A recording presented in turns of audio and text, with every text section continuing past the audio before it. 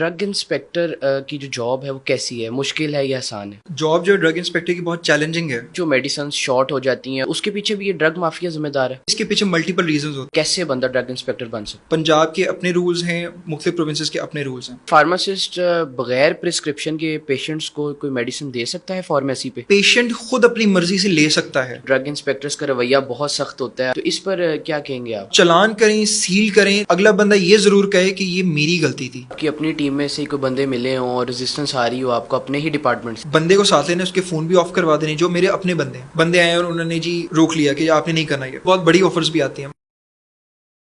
अस्सलामुअलैकुम नाज़रीन, HM media की पॉडकास्ट सीरीज़ के साथ डॉक्टर समर अब्बास आपका मेज़बान हाजिर है। और आज मेरे साथ बहुत स्पेशल गेस्ट हैं लईक खान, जो कि ड्रग इंस्पेक्टर हैं तहसील सांगला, डिस्ट्रिक्ट ननकाना साहब के, और मुख्तलिफ बुक्स के ऑथर भी हैं। जी अस्सलाम वालेकुम। जी वालेकुम सलाम। सबसे पहले आपका बहुत शुक्रिया कि आपने HM मीडिया को टाइम दिया।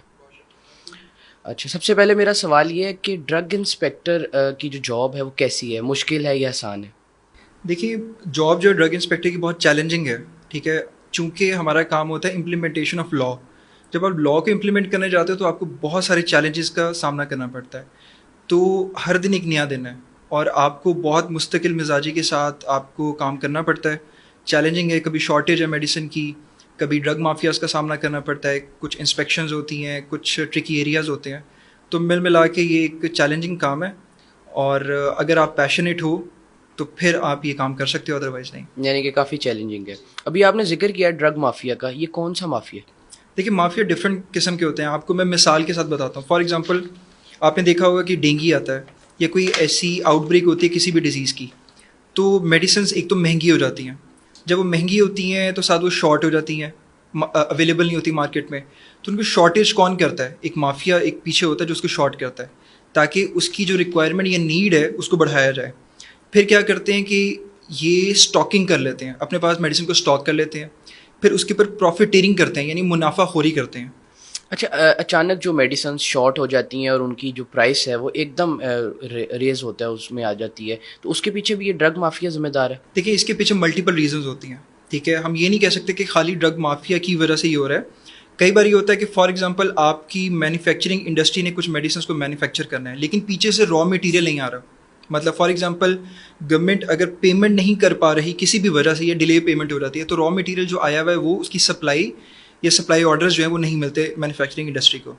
जब मैन्युफैक्चरिंग नहीं हो रही तो क्या होगा, उसकी सप्लाई कम हो जाएगी। जब सप्लाई कम हो जाएगी तो शॉर्टेज हो जाएगी। इसी तरह से कोई, जैसे मैंने आपको बताया अभी कि कोई डेंगू आ गया या कोविड आ गया, तो कोविड की कोई ऐसी मेडिसिन जो है वो शॉर्ट हो गई। पैनाडोल जो थी वो बेसिक बन रही थी, वो शॉर्ट हो गई।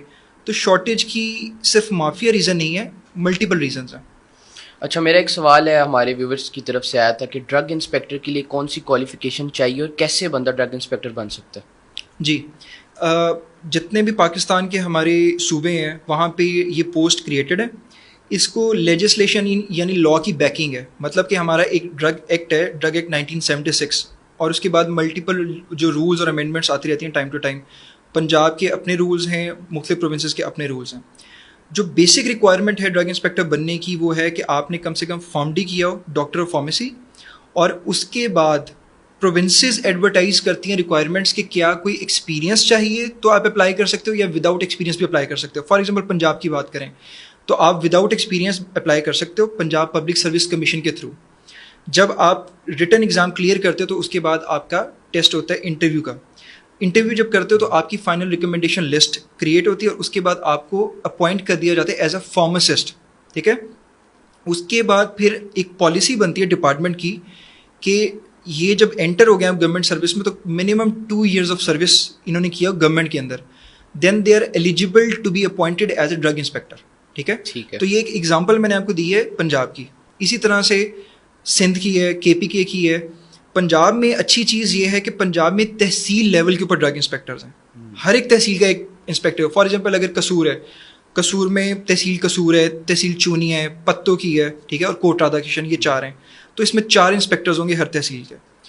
और जितने ज़्यादा इंस्पेक्टर्स अपॉइंटेड होंगे उतना ज़्यादा अच्छा कंट्रोल आप कर सकते हो। अच्छा, चेक एंड बैलेंस। हाँ, चेक एंड बैलेंस। इसी तरह से जो सिंध है उसमें फिर सिंध के अंदर बहुत कम ड्रग इंस्पेक्टर्स हैं, तो उधर भी तहसील लेवल के ऊपर चाहिए और बाकी प्रोविंसेस में भी। तो ड्रग इंस्पेक्टर की क्या क्या रिस्पॉन्सिबिलिटीज़ है अपने डिस्ट्रिक्ट के अंदर? जी, हमारा जो ड्रग एक्ट 1976 है, उसका सेक्शन नंबर 18 है, ठीक है, वो हमें पावर्स देता है कुछ। और ये पावर्स जब एक ड्रग इंस्पेक्टर अपॉइंट होता है, सबसे पहले एक डिपार्टमेंटल ऑर्डर होता है, फिर डिपार्टमेंटल पावर्स दी जाती हैं, और तीसरे नंबर पे गवर्नर ऑफ पंजाब जो होता है हमें एक गजेटेड पावर्स देता है कि ड्रग इंस्पेक्टर क्या क्या कर सकता है। मतलब हम इंस्पेक्शन कर सकते हैं किसी भी प्रेमिसेस की, किसी बिल्डिंग की, किसी इंडस्ट्री की, फार्मास्यूटिकल मैन्युफैक्चरिंग यूनिट की, किसी क्लिनिक की, लेबॉर्ट्री की, हर एक जगह की, इवन जो घरों के अंदर मैन्युफैक्चरिंग है उसकी भी। साथ हम क्या कर सकते हैं, उनको सील कर सकते हैं, उनको चालान कर सकते हैं। ठीक है। अच्छा, हमने अक्सर देखा कि फार्मेसीज पे कोई क्वालिफाइड पर्सन नहीं होता, वहाँ पे फार्मासिस्ट भी इवन अवेलेबल नहीं होते, तो उस पर जब आप छापा डालते हैं तो उस पर क्या एक्शन होता है? बेसिक लॉ की रिक्वायरमेंट तो ये होती है कि जितना टाइम भी एक फार्मेसी या मेडिकल स्टोर ओपन हो, तो वहाँ पे qualified person must be present. ठीक है, यानी कि कई लोगों ने ये किया कि भाई एक क्वालिफाइड रखा हुआ है, कई ने डबल क्वालिफाइड रखे हुए हैं। यानी आप किसी फ्रेंचाइज को देखेंगे, अच्छी चेन को, तो उन्होंने मल्टीपल क्वालिफाइड रखे हैं, सुबह की शिफ्ट के लिए अलहदा, शाम के लिए अलहदा, रात के लिए अलहदा। लेकिन आइडियली जो एज पर लॉ है, एक क्वालिफाइड के नाम पे लाइसेंसिंग होती है। जब आप लाइसेंस देखते हैं तो लाइसेंस के ऊपर एक प्रोपराइटर होता है, उसकी पिक्चर और डिटेल्स, और एक क्वालिफाइड की डिटेल्स होती हैं। That particular qualified is meant to be present all the time in a pharmacy. अगर वो नहीं होता तो ये contravention of drug act and laws है। इसका मतलब ये कि हम उसका चालान करेंगे और उसमें लिखेंगे कि ये एब्सेंट है। अब क्वालिफाइड जब नहीं है तो क्या क्या होता है, क्वालिफाइड की ड्यूटीज़ हैं कि उसने क्या करनी है। यानी कि आपके पास नारकोटिक्स हैं, स्टीरॉयड्स हैं, जो कि एक डॉक्टर लिखेगा और उसकी प्रिस्क्रिप्शन पे आएंगी, तो उसके स्केड्यूल्स भी हमारे एक्ट में हैं, तो वो आप without the supervision of qualified person या रिकॉर्ड मेंटेनेंस के अलावा नहीं कर सकते। मतलब एक डॉक्टर ने लिखा तो डॉक्टर का नाम, पेशेंट का नाम, क्वांटिटी प्रिस्क्राइब्ड और क्वांटिटी सोल्ड लिखी होगी। ठीक है। अगर क्वालिफाइड नहीं है तो ये भी मेंटेन नहीं होगा, तो हम जाके चेक करते हैं क्वालिफाइड है नहीं है, वो चालान में लिखते हैं। अगर उसकी सेल परचेज रिकॉर्ड नहीं है तो हम लिखते हैं selling, stocking, exhibiting for the sale of drugs या narcotic steroids in the absence of a qualified person. ठीक है। अच्छा, क्या फार्मासिस्ट बगैर प्रिस्क्रिप्शन के पेशेंट्स को कोई मेडिसिन दे सकता है फार्मेसी पे? देखिए, कुछ मेडिसिन होती हैं, वो होती है OTC, over the counter drugs. ठीक है, जो कि एक पेशेंट खुद अपनी मर्जी से ले सकता है। ठीक है, लेकिन कुछ ऐसी ड्रग्स होती हैं जो प्रिस्क्राइब की जाती हैं। ठीक है, और कुछ ऐसी एंटीबायोटिक्स हैं, ये फार्मासिस्ट या कोई भी बंदा अपनी मर्जी से दे नहीं सकता। मतलब फॉर एग्जांपल कभी पेशेंट्स आते हैं, एक जनरल, एक ले मैन की लैंग्वेज में मैं बताऊं कि प्रिस्क्रिप्शन दी एक डॉक्टर की, अब वो मेडिसिन अवेलेबल नहीं है, तो कोई फार्मासिस्ट या कोई भी बंदा ये नहीं कह सकता कि आप ये वाली ना लें और ये ले लें।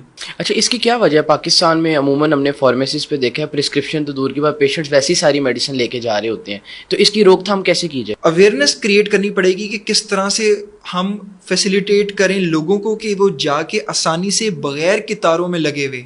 ठीक है, मतलब अगर एक बूथ है तो आप 20 बूथ बना दें। ठीक है, आपने जिन जगहों पे आप बाद में लोगों को या काउंटर करने के लिए या फिर एक मीडिया अपना नैरेटिव बनाने के लिए या चीज़ों से बचने के लिए पैसे लगा रहे होते हैं, ठीक है, आपको चाहिए कि पहले ही इतनी फैसिलिटेशन कर दें कि बाद में इस तरह की कोई चीज़ ही ना है कि आपको उसको कवर अप करना पड़े। ठीक है, तो मैं बहुत रियलिस्टिकली, ठीक है, बोलता हूँ, बात करता हूँ कि आपको फैसिलिटेट करना पड़ेगा जनरल पब्लिक को कि उनकी रीच या access to the health care बहुत आसान हो जाए। अच्छा, एक अगर ले मैन फार्मेसी बनाना चाहता है, उसके लिए क्या क्या रिक्वायरमेंट्स होनी चाहिए उस फार्मेसी में, फिर क्वालिफाइड पर्सन्स कितने होने चाहिए और उसका कैसे कैसे सारे ये बहुत बेसिक सवाल है और ये काफ़ी लोग हमसे पूछते भी होते हैं कि हमने फार्मेसी बनानी है तो क्या मैं क्वालिफाइड हूँ तभी बना सकता हूँ या फिर कोई भी बना सकता है? फार्मेसी कोई भी बना सकता है, ठीक है, लेकिन उसकी रिक्वायरमेंट ये होती है कि you have to hire a pharmacist. ठीक है, विदाउट अ फार्मासिस्ट आपको लाइसेंस नहीं मिलेगा। तो आपने क्या करना है कि आपने, हमारे डायरेक्टोरेट ऑफ ड्रग कंट्रोल है, उन्होंने अब लोगों के लिए, पहले तो मैनुअल सिस्टम था कि आपको दफ्तरों के चक्कर लगाने पड़ते थे, अब क्या है कि आपको एक CDSL पोर्टल दे दिया हुआ है जिसको हम CDSL centralize drug sale licensing public portal कहते हैं। आप इस पोर्टल के ऊपर अपना एक अकाउंट बनाएंगे, वहाँ पे आपको लिस्ट ऑफ रिक्वायर्ड डॉक्यूमेंट्स होगी, आप उन डॉक्यूमेंट्स को पूरा करेंगे। फॉर एग्जांपल आप अपना एफिडेविट कहाँ जमा कराएंगे, आप क्वालिफाइड पर्सन का एफिडेविट देंगे उधर, आपने जहाँ पे बनानी है उसकी रेंट डीड उस लोकेशन की होगी, आपका कैटेगरी जो होती है एक फार्मेसी की, जो एक रजिस्ट्रेशन सर्टिफिकेट फार्मासिस्ट होता है, वो आपने अपलोड करना है, आपने जो रिक्वायर्ड फीस है, चलान, वो अपडेट वहाँ पे करना है, और जितने डॉक्यूमेंट्स है उसको करके आपने वहाँ पे सबमिट करना है। अच्छा, अक्सर फार्मेसीज वालों की शिकायत होती है कि ड्रग इंस्पेक्टर्स का रवैया बहुत सख्त होता है और वो आते हैं और बदतमीजी करके जाते हैं, तो इस पर क्या कहेंगे आप? हर एक को चाहिए कि आप जब अपनी तहसील में काम करें तो कोशिश करें कि you are as an ambassador of this health care profession. आप एक ऐसा इमेज अपना दे के जाएं कि आप चलान करें, सील करें, अगला बंदा ये ज़रूर कहे कि ये मेरी गलती थी, ये आपकी गलती नहीं है, ये मेरे पे जुल्म नहीं हुआ, ज्यादती नहीं हुई। अच्छा, अभी आपने जिक्र किया मेडिकल स्टोर और फार्मेसी, इसमें कोई फ़र्क है? जी, मेडिकल स्टोर और फार्मेसी में फ़र्क है कि एक 5 साल डिग्री करने के बाद एक फार्मासिस्ट बनता है, तो होता है कैटेगरी बी, उसके ऊपर मेडिकल स्टोर बनता है। तो कैटेगरी ए पे एक फार्मेसी बनती है और कैटेगरी बी के ऊपर एक मेडिकल स्टोर बनता है। ठीक है। अच्छा, हमने देखा है कि ख़ास तौर पे पंजाब में जो कि हमारे गांव वाले एरियाज़ हैं, विलेजेस हैं, वहाँ पे हमने क्वैक्स को, अताई डॉक्टरों को बहुत देखा है कि वो प्रैक्टिस कर रहे हैं। तो इस पर आप लोगों का क्या एक्शन होता है?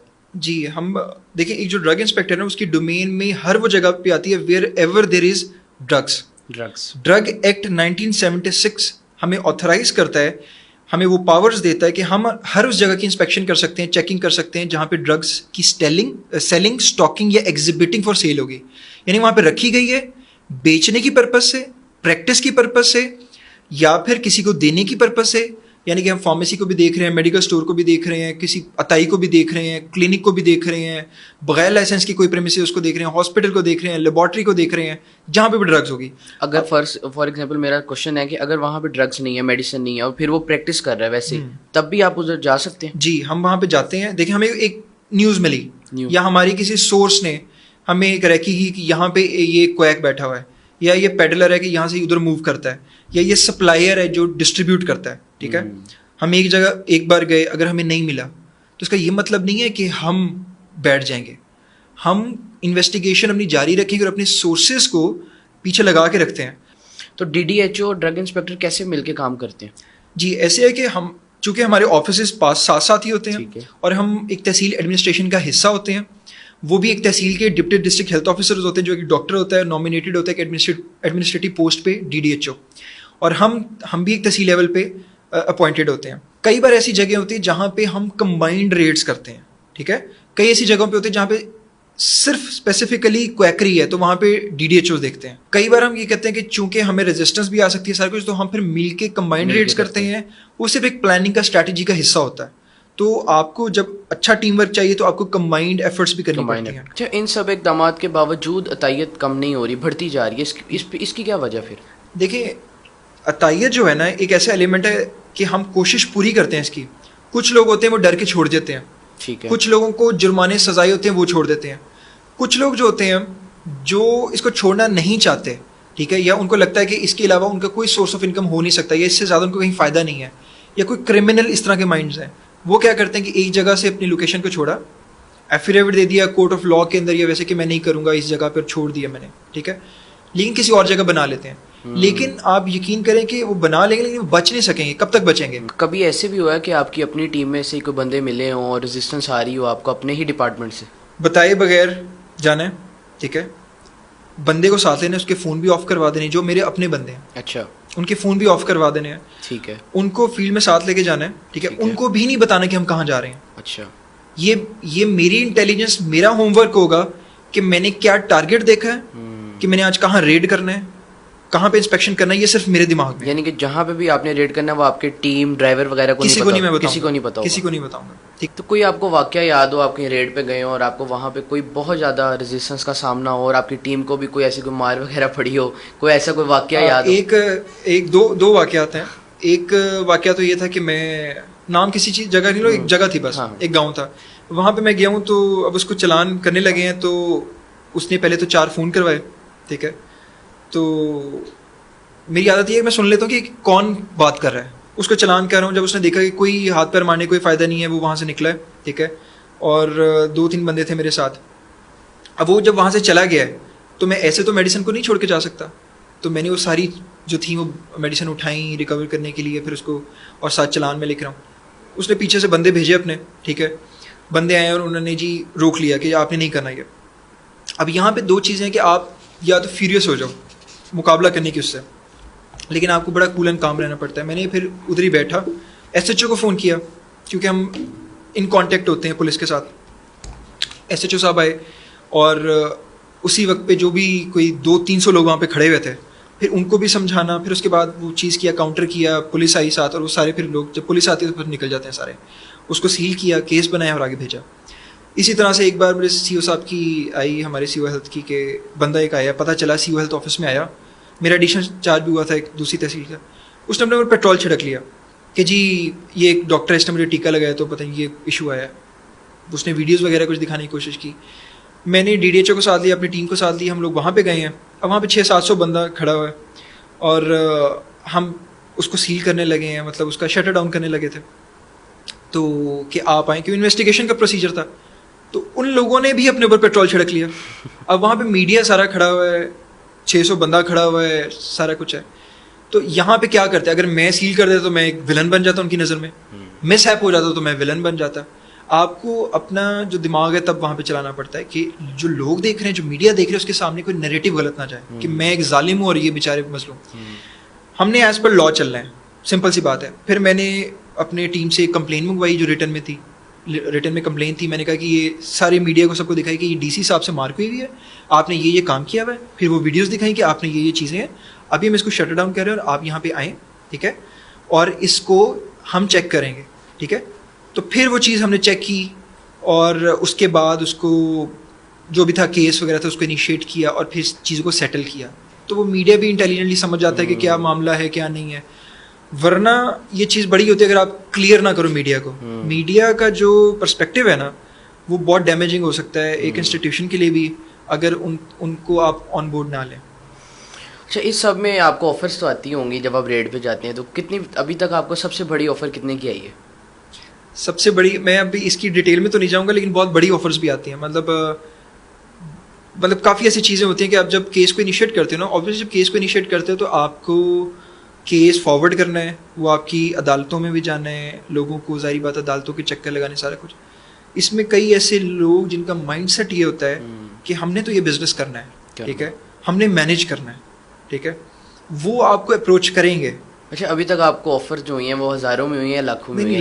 लाखों में होती हैं ये। अच्छा, हज़ारों वाला, हज़ार, आपको पता है जो महंगाई और ये हालात है ये आपको हज़ारों की ऑफर तो नहीं करेगा, ठीक है, लेकिन वही बात है कि आपका ईमान अगर ठीक है तो आप सब ठीक है। अच्छा, कभी ऐसा हुआ है कि आपकी इन रेडों की वजह से, आपकी ईमानदारी की वजह से आपकी ट्रांसफ़र पोस्टिंग हो गई उस डिस्ट्रिक्ट से? बस ये बहुत एक ट्रिकी सा सवाल है, लेकिन होता है, ये होता है, चलता है। अच्छा, मेरा आखिरी आपसे सवाल है, पाकिस्तानी जो लोग हैं वो अक्सर समझते हैं कि जो पाकिस्तान के अंदर जो मैन्युफैक्चरिंग हो रही है वो जाली अद्वियात हो रही हैं। क्या अब भी हम, पाकिस्तान इतनी तरक्की कर गया है, फार्मा इंडस्ट्री जो खड़ी है इस वक्त, अभी भी जाली अद्वियात बन रही हैं? मैं आपको एक बात बताऊं कि हमारी जो मैन्युफैक्चरिंग है ना वो बहुत स्टैंडर्डाइज्ड हो चुकी हुई है, ठीक है। हमारा मुकाबला इंडिया के साथ होता है। मैं कहता हूँ आपका मुकाबला पूरी दुनिया के साथ कर सकते हैं। कैसे? हमारी ड्रग टेस्टिंग लैब्स की अगर बात करें, जहाँ पे इवन ये सिर्फ मैन्युफैक्चरिंग के बाद टेस्टिंग होती है, हमारी लाहौर की जो ड्रग टेस्टिंग लैब है वो WHO वर्ल्ड हेल्थ ऑर्गेनाइजेशन के साथ प्री क्वालिफाइड है। अच्छा। इसी तरह से हमारी जो है बड़े बड़े जो डेवलप्ड कंट्रीज हैं उनके मुकाबले में हमारी ड्रग टेस्टिंग लैब्स खड़ी हुई हैं इस वक्त कि जो कोई भी मेडिसिन है उसको टेस्ट कर सकती हैं और वो WHO प्री क्वालिफाइड है, ठीक है। बहुत बड़ी बात है और इसके लिए बहुत एफर्ट करनी पड़ती है डिपार्टमेंट को, गवर्नमेंट को। हमारा directorate of drug control exemplary काम कर रहा है। हमारे chief drug controller Punjab Azhar Jamal Salimi साहब हैं, वो एग्जाम्पलरी काम कर रहे हैं। तो हमारा डायरेक्टोरेट ऑफ ड्रग कंट्रोल, हमारा प्रोविंशियल क्वालिटी कंट्रोल बोर्ड, हमारा डिस्ट्रिक्ट क्वालिटी कंट्रोल बोर्ड, हमारी ड्रग टेस्टिंग लैब्स, हमारी जो ड्रग कोर्ट्स हैं, ठीक है, एग्जाम्पलरी काम कर रही हैं और केसेस जो हैं उनको कर रहे हैं। और जो फार्मास्यूटिकल का आपने पूछा था, ये मेडिसिन जो जाली बनती हैं, ठीक है, हम इनको पकड़ते हैं। एक मिसाल आपको मैं देता हूँ एक केस की कि कितना एग्जाम्पलरी काम हो रहा है। एक जगह पे सर्जरी हो रही थी एक THQ हॉस्पिटल में, ठीक है। जो एनेस्थीसिया देने वाले डॉक्टर ने जब एनेस्थीसिया देखा तो जनरल एनेस्थीसिया का असर नहीं हो रहा था। उन्होंने रिपोर्ट उसी हॉस्पिटल के फार्मासिस्ट जो कि वहाँ पे appointed as a clinical pharmacist and pharmacovigilance CPPO था, उसको कहा। उसको एक सॉफ्टवेयर मिला हुआ है जिसको MSS कहते हैं, मेडिसिन सर्विलेंस सिस्टम। उसने वहीं पे ये इशू लिखा और एंटर कर दिया। वो जाके फार्माकोविजिलेंस सेंटर है हमारे डायरेक्टोरेट में, उधर गया, वहाँ पे भी फार्मासिस्ट बैठा है। उसने ये पूरा फार्माकोविजिलेंस विंग में डिस्कस हुआ। डायरेक्टोरेट में प्लान हुआ कि इसके पीछे जाया जाए। उन्होंने अपने ड्रग इंस्पेक्टर्स को कहा कि इसको चेक करें। उन्होंने रेड्स के मुख्तलिफ रेड्स के जब नतीजा ये निकला कि वो पूरी की पूरी ट्रेल पकड़ी गई कि ये क्या था, वो जनरल एनेस्थीसिया नहीं था, उसकी जगह क्लोरोफॉर्म पैक हुआ था। और जाली क्लोरोफॉर्म की पैकिंग करके, मतलब क्लोरोफॉर्म ऊपर एनेस्थीसिया लिखा हुआ था लेकिन अंदर क्लोरोफॉर्म था। और ये उस गवर्नमेंट हॉस्पिटल के अंदर आई हुई थी। और drug inspector, pharmacovigilance wing, clinical pharmacist, directorate की कंबाइंड एफर्ट की वजह से वो पेशावर, इस्लामाबाद, पिंडी, वो जो कंबाइंड रेड्स हुए वो पकड़े गए लोग, और आज वो फिर जेलों के पीछे हैं। ठीक है, बहुत शुक्रिया आपके टाइम का जी। नाज़रीन, आपने लईक खान साहब की बातें सुनी, उम्मीद करते हैं कि आप इनकी बातों को लुत्फ़अंदोज़ होंगे। मिलते हैं एक नए पॉडकास्ट के साथ। अल्लाह हाफ़िज़।